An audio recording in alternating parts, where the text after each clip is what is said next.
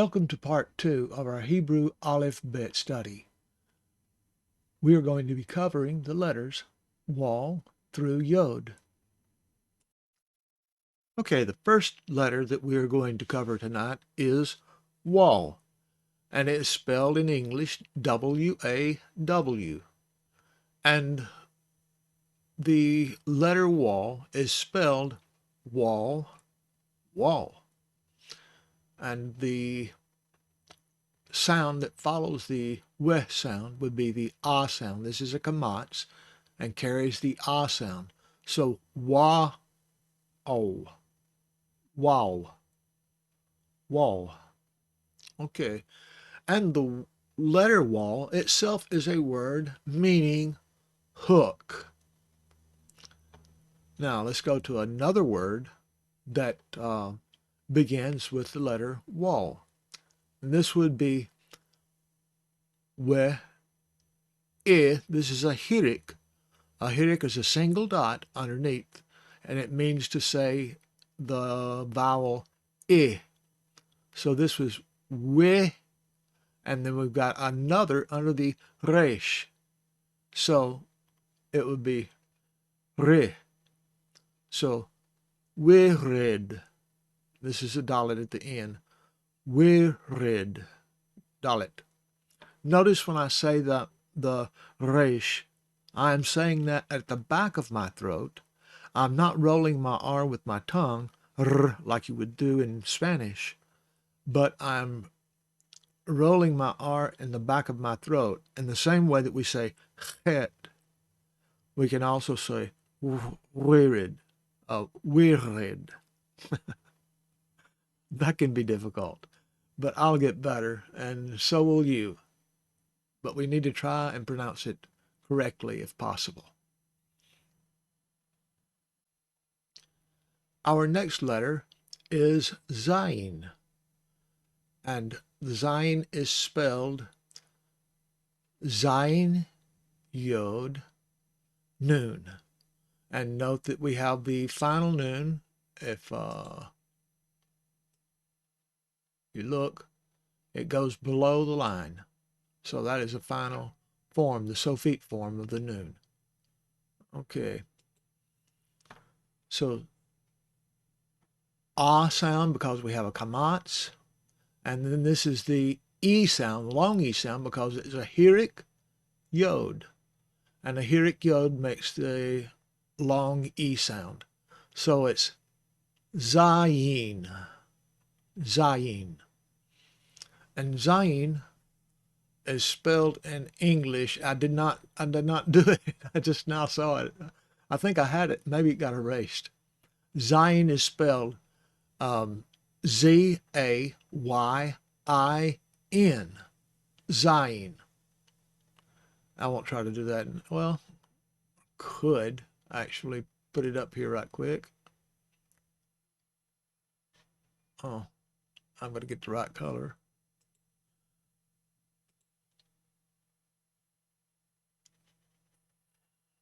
Z-A-Y-I-N. Zayin. Okay. I knew that looked funny for some reason. Okay, Zayin. The first word we want to look at for Zayin is the word Zakar. You may recall hearing this word before being called Zakar, but in Hebrew they don't say the R the way that we do in English. They say it more like the people in England say the word R, as far as being at the end of a syllable. Your resh is spoken at the back of your throat, and it's like a gargling sound, but not emphatically like I was doing it then. I'm doing it so that you can actually hear what I'm doing in the microphone. But resh, can you get the hint of the R in there? But it's not a full R sound, not like resh. It's resh. And that is the proper pronunciation as best as I can do it. Okay. And zakar means to remember or to recall, a memory. Okay, and the next word I like is really good. I like this not only because I like food, but I like what this word does, and I'll show you what it's doing in just a moment here. We have ma, and then the zayin, and then a cholam, which says o. A cholam is associated with the mother of this vowel, the wall. So mazon, and we have the final form of the noon here, mazon, and it equals food. Well, let's look at this. The zayin is an axe, or it is a plowing tool in the pictograph form. But we can look at this and see it's sort of like an axe or a pickaxe. And if we take a pickaxe to our field and we plow a row, and we can plant our noon, our seeds in that, and then water our seeds so that we will have food.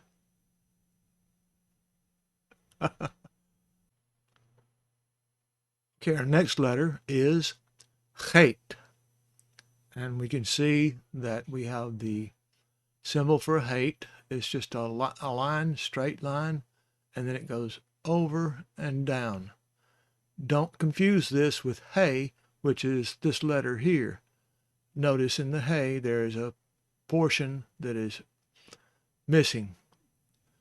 So these lines do not connect. But otherwise the hay and the chet look much alike. And we pronounce this chet. This is a sere, so it says the long A sound. So it's Yod and Tau. Chet. Let's look at the word chai. We have a patak underneath the hay, so it has an A sound. Chai. And with the Yod, chai. That equals life, and you might even say life eternal. And then we have chai ya. Now this is a fun word because it's got something that we don't always see, but we have the chazak. This is a chazak because it is a doubler. So this is a chazak dagesh. And that means this yod is two yods. Dalawa, two. A little Filipino mixed in there.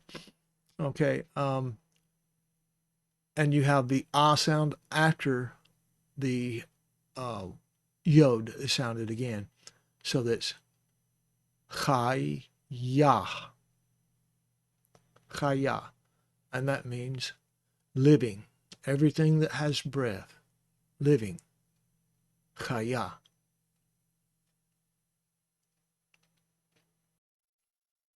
Now we come to the next letter, and that is Taith. And notice I said Taith and not Tate. The Tau here has no dagish, so it will be the aspirant sound, th. And it starts out with a sere, and the Taith makes a T sound. So a sere would make the A sound, so it would be taith. Taith. Okay. The first word here we're going to be looking at is tov. This is a cholam above the wall. So this makes this the O sound. And then we have the beit here, and it is the light pronunciation so it'll be a V instead of a B sound. Instead of ba, it will be the. And you have tov, tov. And tov in Hebrew means good. Now, we know that a taith in the pictograph is a picture of a net. It's a circle with an X through it. It's a picture of a net.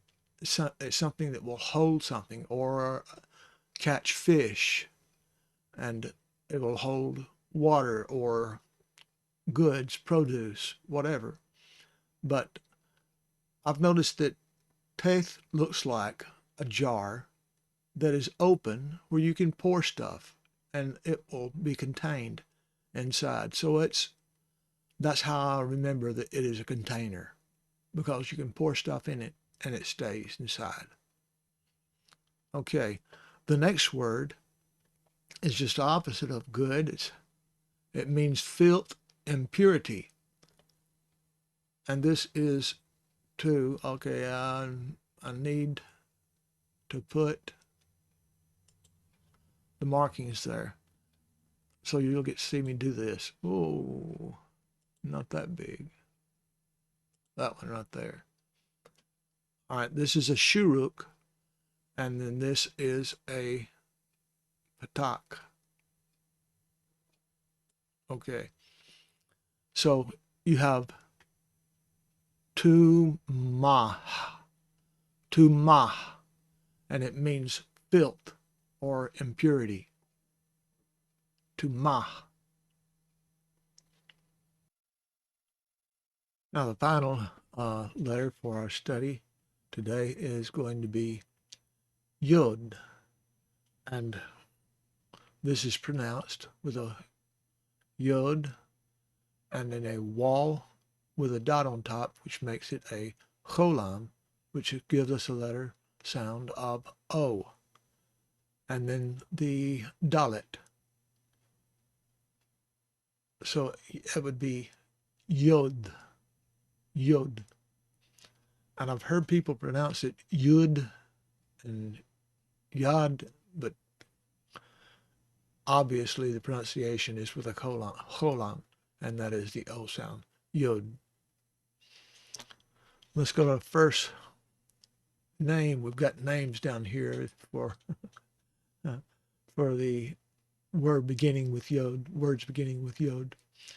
And the first name is Yod with a kamatz, hey, and I have seen the hey take a dagesh there also.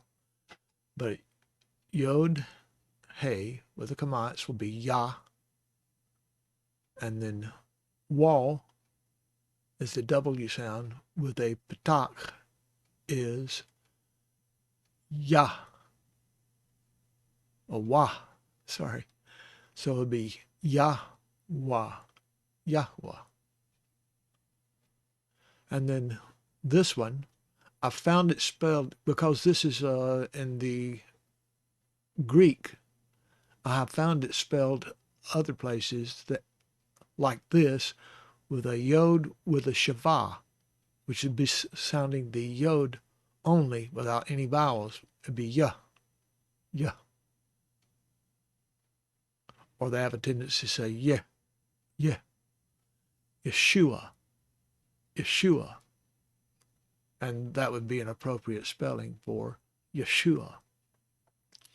But this is the sheen, because it's got the dot over the top right, the leading edge.